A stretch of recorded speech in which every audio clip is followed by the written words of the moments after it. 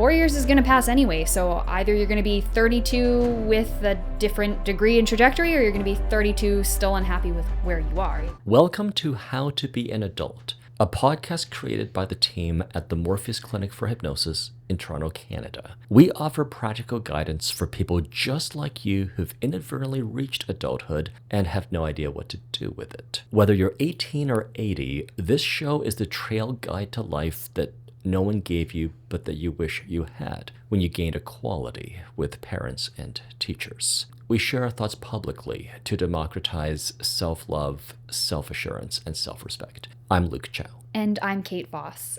Whether you're constantly overwhelmed or optimizing every minute, this conversation explores the philosophy, psychology, and practicalities of how we spend our days and what that means for our lives.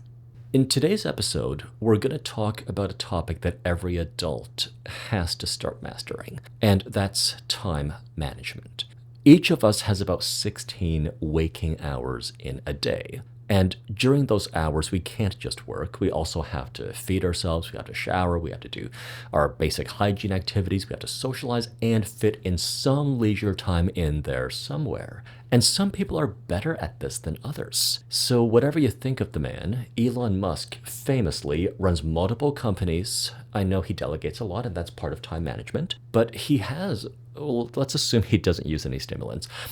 But given that big assumption, he has only about 16 waking hours in every day, just like me, just like you, and I'm only running one company, and I feel like sometimes I don't have enough time in the week. Today we're going to talk about how do we make the most out of these only about 16 waking hours in a day, and only about half of which we can really devote to work, and the other half of which we have to allocate to life. Unlike Elon Musk, who famously schedules his days in 5-minute increments, not sure that that's the most practical approach for most people. I'm sure he's able to delegate his time management in a way where he has, I'm sure, an assistant telling him, you're here for 10 minutes and then be on this phone call and then hop in the car because we're going to go here. And if only all of us could have someone managing our time for us, we don't even have to think about it. Few of us are so privileged. Most of us have to manage our own time. And the more we become adults, the less there's the equivalent of a recess bell or a changing of periods from gym class to math class. We have to kind of take over from the bell and do this ourselves. And it's not exactly a skill that's taught in school or in the home, something that we don't really focus on at all. Like every other topic that we talk about on the How to Be an Adult podcast. Mm-hmm. And by making it explicit, I think that's where the intentionality can come in for people to take more control over that in their lives. The first topic then is, what does it even mean to manage time? Can time even be managed? What is it? I would say definitely yes. So let me use this metaphor. Each of us wakes up in the morning as wealthy in time as a billionaire. But many of us squander this wealth of minutes. So if you've gotten enough sleep and then you spend another 30 minutes in bed doing absolutely nothing, on the plus side, you get some comfort, some pleasure out of that. On the other hand, there are so many other things you could have done with those 20 minutes. So we use the example of Elon Musk as someone who famously schedules out his day in very fine-grained increments. We don't need to do it in 5-minute increments, but to consider every minute to have value, to have priceless, incalculably high value, that makes it so that there's less desire to waste time. There is desire to spend quality time. There is a desire to be productive with your time. But then if someone tries to steal it from you, if someone's going to waste it for you, if you waste it for yourself, then it's going to feel more wrong when you think of every minute as being like a billionaire's. It's so interesting because there are companies and people that are employed full-time around the clock to design programs and initiatives and everything to capture that time and further that attention to commoditize it. We've often heard that phrase, time is money, right? And I think that sometimes we interpret that phrase as, well, you can take your minutes and sell them for dollars, but I don't actually interpret it like that. The way I interpret it is that it's something you only have so much of. Because of that scarcity, you're obligated to value it, to budget for it, to spend it well, and not to squander it. Yeah, I definitely agree. Time is the only commodity there is, really, and attention is where we spend our time. When there's so much that's vying for our attention, when there's literally people who are paid to steal that attention, that time from us, to convince us to spend our time in pursuits that maybe don't lead to our highest ambitions or goals, or even the clarity to discover what those things might be. How do we fight back against that in that context? One principle to remember is that as a human being, you're a member of the most intelligent, capable, decision-making, and conscious of all the species on planet Earth. So we're like at the top of the natural hierarchy, where we're even more decisive and capable than a wolf or a bear or a tiger.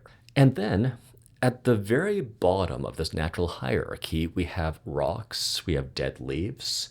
We also have cell phones and electronics, which are essentially just a very well-organized set of minerals with no consciousness, no mind, no intelligence, and artificial intelligence isn't intelligence. So if we remember our capacity to choose and to direct our attention, then we can forbid, let's say, a big tech firm from stealing our attention. It's actually a little fair to say that we give away attention than to say that it is being stolen from us. Because again, my cell phone is just a very well-organized rock that glows. But I'm the thinking human being who can decide whether I'm going to pick it up or not the next time that it lights up. And I can decide how I'm going to press the screen such that I'm using this tool as a tool, and I am not subjugated to a tool I've purchased to use. I agree. Using the tool rather than the tool using you, using the Yes. technology rather than the technology using you. And I think because these tools, this technology is so seamless at this point, it feels like it's an extension of us and there is no separation. We've just become so accustomed to it being part of our life. We've built our whole world on it. I guess I'm old enough to remember the 1990s, before the advent, or even the early 2000s, before the advent of the smartphone. Back when we carried Blackberries, the nickname was Crackberry. And now phones have become integrated with our lives, where sometimes we need an app to attend an event, let's say. This is not the way things always were, and it doesn't have to be the way things will be or the way things are today. When I scroll through social media, I sometimes see ads for these they're not like dumb phones as opposed to smartphones, Right. but they're very pared down, minimalistic, simplified phones that do the basic functions of a phone, which allow you to use the device as a tool. The way it was intended. The way we intend it to be, even if big tech companies employ some very smart people to hijack your dopamine system and take attention, or at least very strongly tempt you with fancy images and videos and so on. Right. I imagine that that's the spirit that these technologies and these tools were designed to be used in, as a means to connect us. How wonderful that you can send a message halfway across the world overnight. It's incredible, and it's just become so fast-paced that I don't think from a human and sort of a bioevolutionary standpoint, our brains haven't been able to catch up with how quickly that's progressed, and we almost feel like slaves to the machine, when really we're the one who has the control over it. Well, it's kind of like sometimes people have a fear of, let's say, elevators, right? If you don't have a fear of elevators, then it doesn't even occur to you that the cable could snap. Sure. But if you have a fear of elevators, that might be the only thing you're thinking about when you're waiting for the elevator to arrive. These technologies have been invented by us human beings, and originally to serve us and to make our lives more convenient, more safe, better organized, sometimes even more entertaining. I think each of us has to recognize that our place in the natural universe is to be the tool wielders and not to be subjugated to or enslaved by the very tools we use. So the person who's afraid of elevators, if they come to me for a hypnotherapy session, I help them think of themselves as the one who presses the button, the one who steps into the elevator, the one who tells the elevator where to go. So I encourage our listeners to use their cell phones, their computers, or even apps that have video content with a similar attitude, where it's not too arrogant for a human being to feel like they're the tool wielder and they shall never be controlled by the tools they wield. Absolutely. When it comes to technology and tools, there's so many apps and even ideas out there for best practices when it comes to time management, right? You can time block, for example, or you can download AI-enabled apps that will help you rejig your calendar according to particular calibrations or algorithms that would optimize, based on certain parameters, your day or your time. I think some people listening don't realize they can actually turn off notifications from certain apps. If you haven't gone into the settings, you'll discover you don't actually have to be inundated with notifications all day long. This is a tool that you can use so that you're getting the notifications that you actually want to see, and then all the apps that just like spam you, they get their notifications turned off. Absolutely, and this is actually a personal practice that I employ with a great many apps. I only keep some of the most critical text message and phone calls where I would want to be disturbed in the middle of doing something should it be important, with apps like Instagram, for example, or Facebook, where people are constantly posting, or YouTube, where you're constantly subscribed to any wide number of people posting any amount of content. You're constantly being notified about that. Your attention is being fractured and it's being split away from whatever it is you've decided to do in that moment, taken away by this tool, and it's hard oftentimes to refocus from there. So rather than you checking the phone is almost checking you. And by turning off your notifications, you take that power back and you say, no, I'll give you my attention when I decide it's time to give you my attention. So let's now talk about the idea that people sometimes think they're bad at time, the way that people sometimes think they're bad at money. So people who are bad at money have like credit counselors or like debt consolidators to help them dig out of that rut. But people who are bad at time, what are they to do? That's a great question. Well, there's no Mr. Kronos that you can go to consult for how to allocate your time. I think that's a very individual practice, and it's a very self-reflective question. And I believe that it relates to what is it that you actually want to accomplish. And I find a really great way to figure out how you want to spend your time is by determining where you want to spend your time. Something that helped me personally was sort of flipping the way I view time. So not so much in today, tomorrow, and so on and so forth, but 1 year from now, work backwards. So if I have a goal, let's set a goal that I want to accomplish, something that would take a year. Let's say I want to learn to drive a motorcycle and want to take the exam to get that license. Okay, well, I want to do that in a year's time. So from a year, the next unit of time measurement, monthly. What do I have to do monthly to accomplish that goal? Well, maybe I attend a monthly seminar on driving a motorcycle. And then what do I have to do weekly to accomplish that goal? Okay, well, weekly, I have to do this particular thing. And then what do I have to do daily to support that? Oh, well, daily, I need to go out and I need to continue to practice and drive. By breaking it down that way, when you have that end in sight, I think you have greater control over where you spend your time. And further to that, if you find that what's required daily, that you're not enjoying doing those things, then maybe that goal you have isn't really the right goal for you. Or maybe it's a goal that could shift or change. Here's a question that I think you might be able to answer even if not everyone can. Sure. So you used to work in part as a music teacher, right? Administrator at a music school, but yes. Oh, okay. But sometimes you would like fill in when someone would no-show. Correct, yes. I'm talking about very basic music lessons here. So I remember when I was learning very basic piano, one of the things the teacher had to instill in me is that if I mess up, if I miss a note, keep the tempo.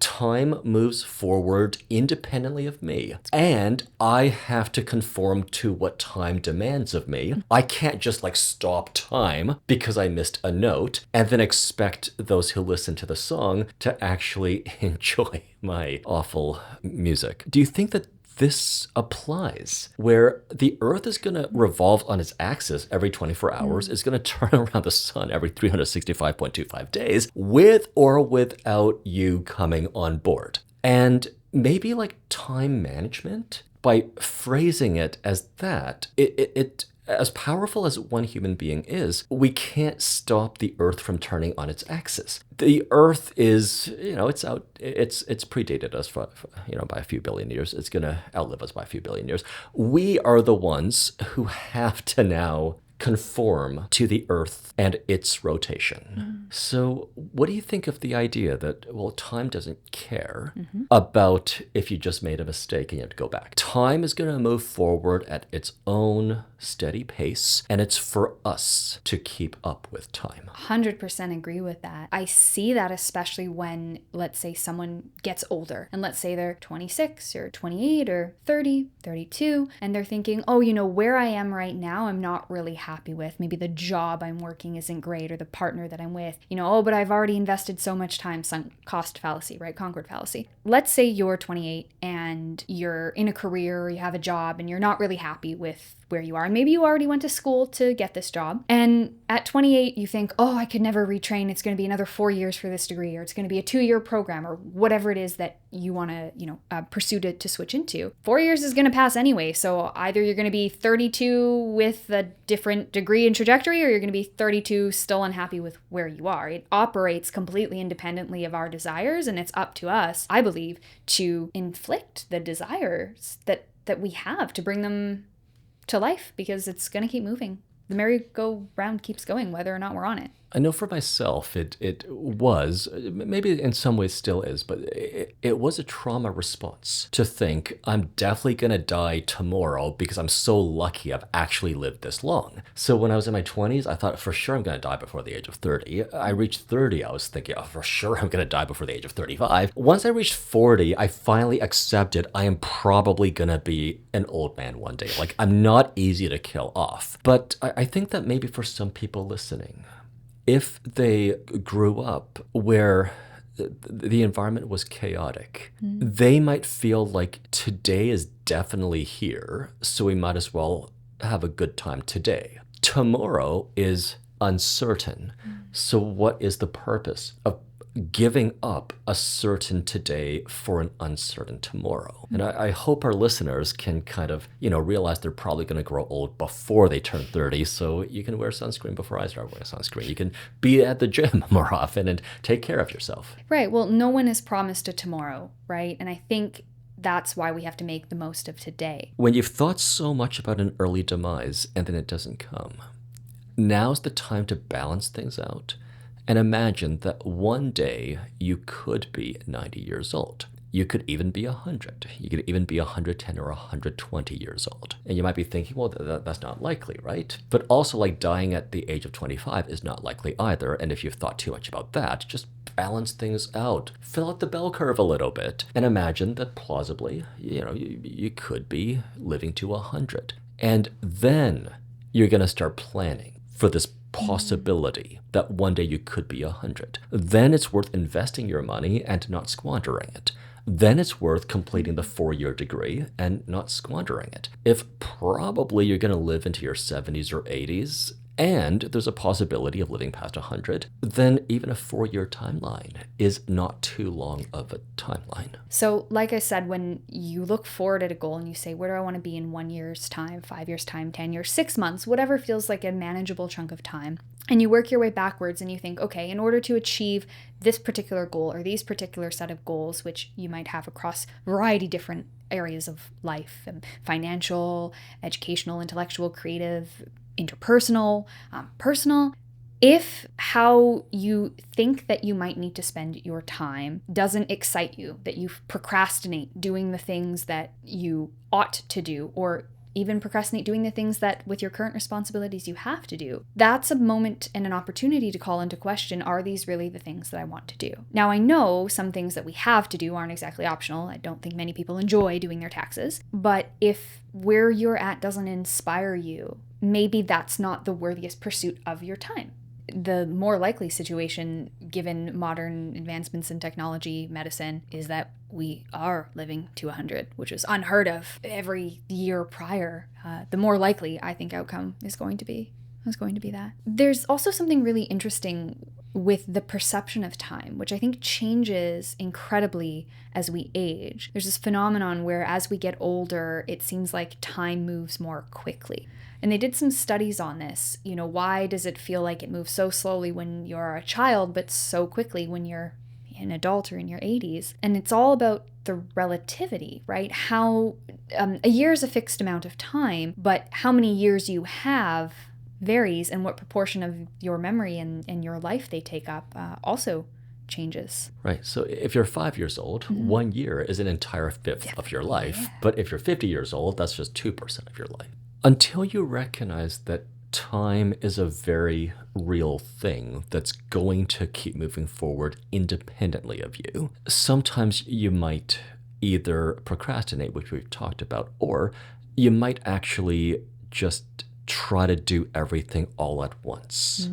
And that's kind of like trying to play all the notes all at once without keeping time. What would you say is the difference between good use of time and being productive versus doing stuff, but then using time badly and then being merely busy?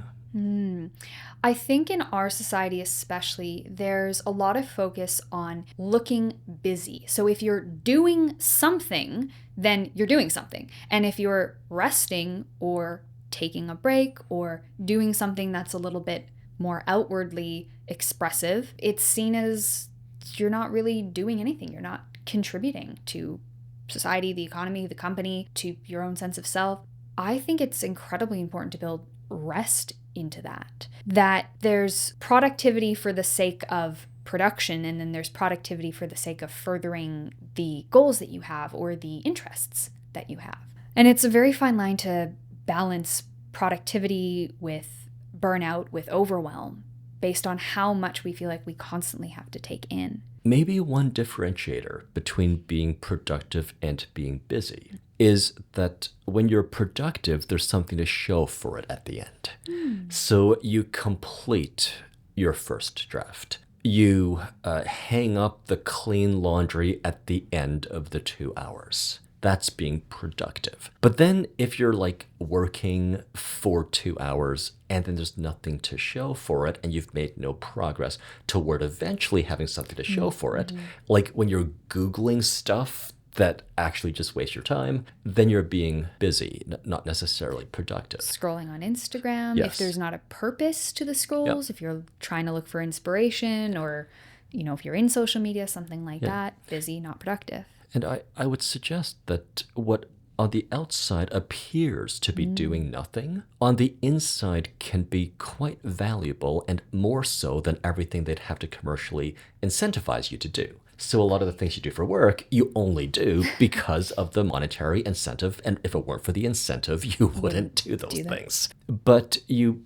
would dine with friends in retirement, even after a day where you don't have to work any longer, because there's intrinsic value in that. And I would count just sitting on a chair or by a lake or lying in bed, doing nothing, planning nothing, thinking nothing. I would count that as a quality use of time that is intrinsically valuable, even if it's not economically productive. Yeah, so I can speak to a personal experience from a previous role that I had as an administrator. And it was such a busy place to work. And I had so much responsibility. I took so much onto my shoulders. I was given so much of a workload that after a certain point, after 2 years, I just hit burnout. I just decided it was time to leave. I had to go. It was affecting my health, my sleep, my relationships, my social life, everything. It was consuming every single part of me. And in a sense, it was a dual busy productive relationship in the sense that I was always busy, but the fruits of my labor weren't exactly returned to me. I was productive for the benefit of the company, for the benefit of the owners. So there is that fine balance of finding where does your effort return the most reward, and aligning your time with those pursuits that benefit you, I think, first, and also those around you. I think it's important to remember that you're not actually, in truth, a so-called human resource. That's a pretense we all put on because people will pay us money if we act like we're a human resource. In truth, in this material universe, and your dog knows it, your friends know it, you're a human being with all the needs of a human being. We don't even work like a sled dog or a farm horse 24/7 without a break because they're going to suffer the horse or dog equivalent of burnout. For a human being to act like they only have value insofar as they're economically productive, that denies basically your entire existence outside of work. Work is only about a quarter of your week during your working years. So about 40 hours, maybe 45 hours out of a 168-hour week. The rest of the time is for sleep, it's for food, it's for leisure, it's for rest. And then we only work for about half of our lives, for about 40 years, from maybe like 20 or 25 to like 60 or 65. So all in all, only about 1/8 of your life is time that you've sold to an employer or a sequence of employers. 7/8 of your life is unsold. It's all yours. It's for you to decide. What are you going to do evenings and weekends? Because that's time that's all yours. Who merits your presence during the hours that your employer's not paying you for? So I think when people value, again, the intangible, when they value their time, when they value their humanity, when they value the needs that are not economically productive but intrinsically valuable, that's where they find more balance between work and life. Yeah, absolutely. Even though in the scheme of things, work is a smaller portion, let's say, of our time than the rest of time accumulated over the life cycle, it's still a big chunk of our time, and it still influences the rest of the time that we have left. So for folks who are in crazy jobs where it's taking everything from them, that at the end of the day they don't have energy to give to their family or their hobbies or the things that they love doing, is that the best use of their time? That's a question you really have to ask yourself. Taking this time audit and saying, okay, how am I spending my time? What is it doing? Whether it's at my job, whether it's in the evening, am I scrolling on social media? Am I not enjoying every moment that I'm sitting behind that desk at that job? There's so many other things out there for you to spend your time on that if you are unhappy, and that can look like many different things, you have the ability to change that. There are so many opportunities out there for you to take advantage of. So many different interests that you can explore, so many different people that you can meet. You're not stuck with the people that you grew up with or who are in your circle today. You're not stuck with this job. You can change. And for some people that might take more effort or time because of the responsibilities and the, intertwining of things that happen in life, but it is possible to do that. I mean, I've done that so many times myself, reinvented and redesigned and said, I'm not happy. How do I, keep moving forward to a place? And you might make a choice and it might not fit, and you make another choice. And that is a worthy investment of time and energy. It seems like it's only working adults who've really bought into like this hustle and grind culture who assess things like leisure in your evenings and good sleep as worthless. Or a waste of time. Children don't make that mistake. Children know school is something you get through to get to your day after school. And retirees who have the freedom not to work, they understand that doing nothing all day is a supremely good use of time. And being in your garden for the whole afternoon that's not a waste. That's the opposite of a waste of time. And people who are generationally wealthy, so let's say they're 45, but they have a trust fund, they also understand that an afternoon spent in the garden on like a Thursday is a supremely good use of time. If they like gardening. And it's a waste of time to look at some spreadsheet that represents how much your employer is going to make in the next quarter, hypothetically. It's a waste of time to go to some office and smile at people you don't even like. So if people who have choice and freedom, again, it's children, retirees, and the generationally wealthy, if they all collectively assess leisure and rest and socializing as priceless, and then the things that you have to pay them for as relatively worthless, let's sometimes adopt that perspective. Let's recognize that when you were a child, in the future when you're a retiree, and also hypothetically, if you were generationally wealthy, the things you do for work are just this game you play for money, for the financial compensation.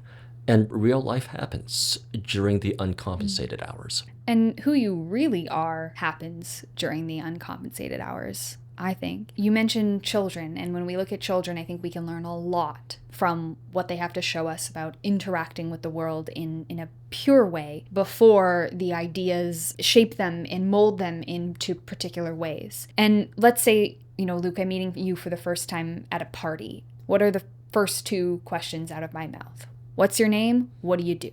As though your entire being and worth is defined by your economic contributions. Children don't ask that question. Actually, just the other day I was at the airport and a little girl came up to me and she just started playing with my dress because she liked it. She didn't even say hello. She just liked the dress and liked the energy, and that's how we could be. But instead we speak and we have all of these judgments and all of these labels that get intertwined. I think the better question is not what's your name, what do you do, but what's your name? Who are you? Tell me about you. I'm interested in getting to know you as a person, and what you do is part of that. It's not all of that. I find that telling people at parties that I'm a hypnotist, it's a good way to screen people who are cool from people who are uncool. It really is. Like if you see their face falls and they kind of like find a reason to exit the conversation, they're just not cool. Right. And I would say in a situation like that, being a hypnotist is such a big part of who you are, right? Well, I'm not doing this for money. I'm doing this to change the world. There you go. And in that case, that's a perfectly wonderful answer to that question, because it sparks it inspires, and it gets you to ask questions. And I think that's absolutely wonderful. And I wish we could all speak with such strong passion and connection to, what we do, how we spend our time, who we are. So Kate, what kind of tools, techniques, practical strategies can you give our listeners for how they might be able to better manage their time? Great question, Luke. So I have always been a planner. I've never really been a doer. So I have enjoyed the process of planning out my time in as many ways as there are different ways to plan your time. Calendar blocking, decision matrices, you name it. Pomodoro techniques. There's hundreds and thousands of different ways that you can allocate your time, let's say, artificially. I personally, and I think a lot of folks, tend to get caught up in the process, or what that looks like, or that it's pretty or fits perfectly into these boxes that we've defined. Where I think the most practical tool lies is in our desire and ability to decide and to do. So I'm a big proponent of it doesn't need to be anything fancy. If it's just a pen on paper, if it's just a Google Calendar, do it, is the biggest piece of advice I could offer. I've tried a number of different productivity systems over the years, and there will be different fads depending on what year we're examining. But I keep coming back to a dual system where everything time sensitive goes into my calendar. Even if it's like, I got to eat at this time so I don't get hungry for this 6-hour thing, I'm going to put it into my calendar if it's time sensitive. And then for everything that isn't time sensitive, but it's important enough that I want to do it in the future, I have separately some kind of to-do list. This could be a Kanban. This can be just a simple to-do list, or it could be just like a text document that I'll edit. But one way or another, I have one system for everything time sensitive and a different system for everything that isn't time sensitive but important enough that I want to make note of it. I like that, Luke. And I think what's important here, what stands out to me, is that it's about simplicity. So I think when we get, regardless if it's a technology based time planning tool or if it's pen and paper, it's simple. It doesn't have to be pretty. I think a lot of folks tend to get caught up in, oh, it has to look this certain way or it has to match this particular aesthetic. And maybe that's fun and that's great if that's a part of what actually brings you joy. But if that takes away from actually getting your thoughts down, and I think it's so important to write down the things that you want to do or to accomplish, I think the focus is on that simplicity. It doesn't have to be pretty, just get it down and decide and honestly delete a lot of stuff, because when you look at it overall, there's probably a lot of things on that to-do list that aren't super important. And honor your commitments to yourself. So everything you put there and that you keep, honor it. So part of it is to put it into the system. The other part of it is to abide by your calendar and your to-do list. So the to-do list is basically what I look at. If I have, like, let's say I had a client booked and they canceled at the last minute because they're sick. Okay, I have a 2-hour block to start picking items off my to-do list. And that way I'm never lacking in things to do. A lot of time, as we've discussed, is productive time or busy time. Where does rest fall into that? Is rest busy work? Is it productive work? I'll concede that I'm someone who sometimes actually schedules rest or reading or playing a video game or watching a movie into my calendar. I see it as a time-sensitive thing that if I miss it, I'm going to be unnecessarily distressed perhaps the next morning. So we do need to make time for rest, and I would frame rest as not the absence of activity, but a very positive activity in itself. So we're all familiar with how meditation can be one of the most difficult things for a person to do, because it's not that you're doing nothing, it's you're actively sitting with your thoughts and your feelings and examining them. So often I say to my clients that it's when they're falling asleep or when they get a break. That's where they can feel the pleasure of their existence, independently of having to do or to think or to plan anything. Now, they're going to have a time and place to feel the pleasure of getting something done, making a really good plan, or solving a difficult problem. But it's when you're falling asleep, or if you're in transit and you forgot to bring your book. That's where you can feel uncompromised the pleasure of being one living human being on Earth at this time. The kind of pleasure you get from solving a problem or getting something done, that's on top of the pleasure of existing. But it's when you have those quiet, restful moments that you're feeling the uncompromised and pure pleasure of your existence. I definitely agree with you on that, Luke, and I really like the way that you phrased that. I think rest is so important. And without proper rest, we really don't have the resources to do the other things in our life that either require our attention or that we would like to require our attention. Well, we were talking about music, right? So music with no rests can't really be felt. No. You feel the prior notes when there's a rest. At least I feel the prior notes when there's a rest. The music is in the white space as much as it is the actual notes on the page. That's what makes it unique and allows us to differentiate one piece from another. Otherwise, it would just all be cacophony all the time. So I really like that you take time to actually schedule rest into your calendar. I think that's fantastic.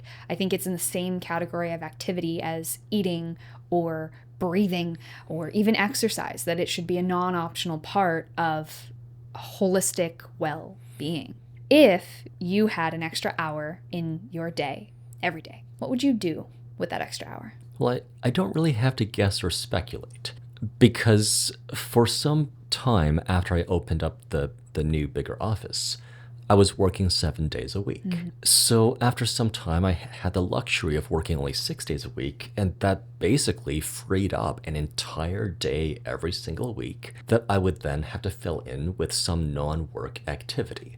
So I'll speak from that experience, where it's like I now have a 7th day of the week where I can basically take the Sabbath.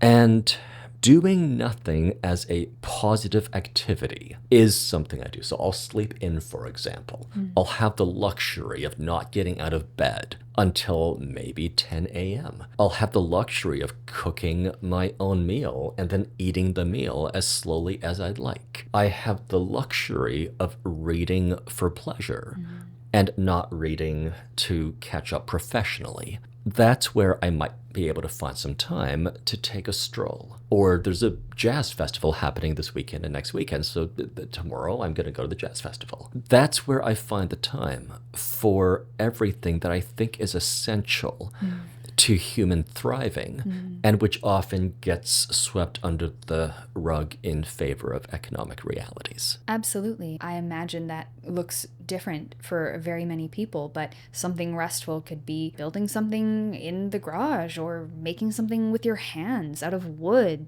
crocheting, knitting, any number of things that allows your mind and your hands to be one and to be at ease with, how you said, the purpose of not being productive, but the purpose of enjoying the process. When we were all in elementary school, we took art classes, we took music classes, we took phys ed classes. We had recess in preparation for one day being adults where no recess bell would ring and we have to decide on our own that we're gonna now take a break.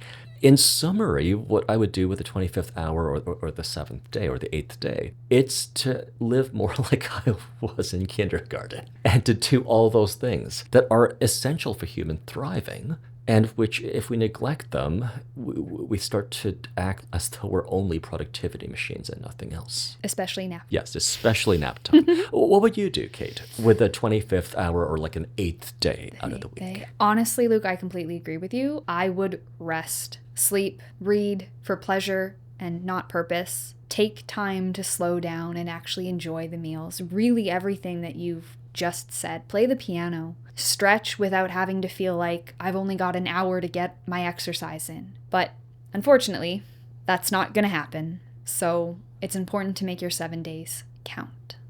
In today's episode, we've made a case for why time should be valued and that you should budget for it. And that you should also budget life activities, or what I've said are kindergarten activities, and not just the commercially, economically productive activities that you're incentivized to do and you wouldn't do if it weren't for the incentive. So my final message to you for how to be an adult on this topic of time management, it's to recognize that every minute you have is something that is of tremendous value and substance. When you come into this world, it seems like you have lots of it, but you actually have roughly the same amount as most people. It just happens to be ahead of you and not behind you. At a future time in your life, you have about as many years as the rest of us, but a lot of that time will be behind you. If you're listening and there is a lot of time ahead of you, then that's where you're going to find your greatest achievements. That's where you find some of the coolest experiences that you can have if between now and then you make good use of time. And if most of the time that you have in your life is behind you, then that's where today you can look back at the best memories and the coolest experiences you've had or the coolest people you've met. And almost certainly it was not economically incentivized. Almost certainly it's when you used your time well.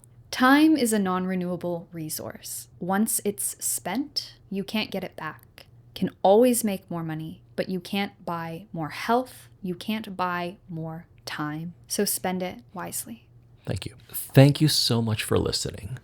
At the Morpheus Clinic for Hypnosis, we're practical philosophers at heart. So all week long, we think about this kind of thing. How should one ideally live the best life they can and think about matters in the clearest and most productive way that they can? If you're in a position to pay for private sessions, you can hire either Kate or I or our associate Pascal by contacting the Morpheus Clinic for Hypnosis at morpheusclinic.com. Ask for a free consultation. If we believe we can help, we'll write you a treatment plan. If you already know who you want to work with, give that name as well, and we'd be happy to help. If you aren't in a position to pay for private sessions, please consider our membership program called the Self-Actualizers Club, which you can find at morphosclinic.com/membership, or use the Hypno app, where you can hear my voice and Pascal's voice, and soon I hope Kate's voice as well, hypnotizing you. If you go to the App Store or the Play Store, depending on whether you're on iOS or Android, search for Hypno, Hypnu, you will be able to find the app. For more episodes of How to Be an Adult, follow us on YouTube at Morpheus Hypnosis, and subscribe to this podcast on Spotify, Apple Podcasts, or wherever you get your podcasts.